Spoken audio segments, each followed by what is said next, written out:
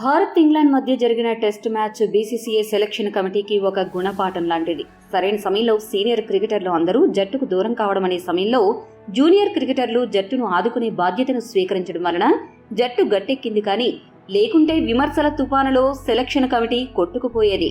అదృష్టవశాత్తు భారత్ జట్టు సిరీస్ గెలిచింది కాబట్టి సరిపోయింది.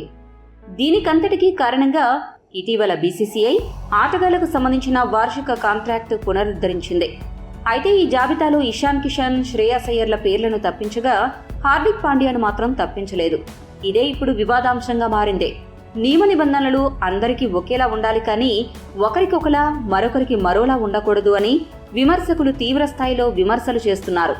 అయితే హార్దిక్ పాండ్యాకు ఎందుకు కాంట్రాక్ట్ ఇచ్చింది అనే విషయమై బీసీసీఐ పెద్దల్లో ఒకరు వివరణ ఇచ్చారు.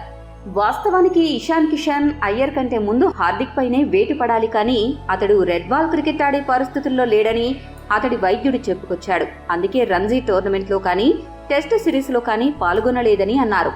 ఇకపోతే త్వరలో జరగబోయే డివై పాటిల్, సయ్యద్ ముస్తాక్ అలీ టోర్నమెంట్లలో మాత్రం తప్పక ఆడతానని హార్దిక్ హామీ ఇవ్వడం జరిగింది.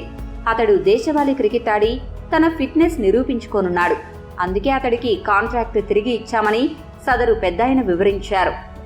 ఈ వీడియో మీకు నచ్చితే లైక్, షేర్, కామెంట్ చేయండి. మరిన్ని స్పోర్ట్స్ అప్డేట్స్ కోసం మా ఛానల్ను సబ్స్క్రైబ్ చేసుకోండి.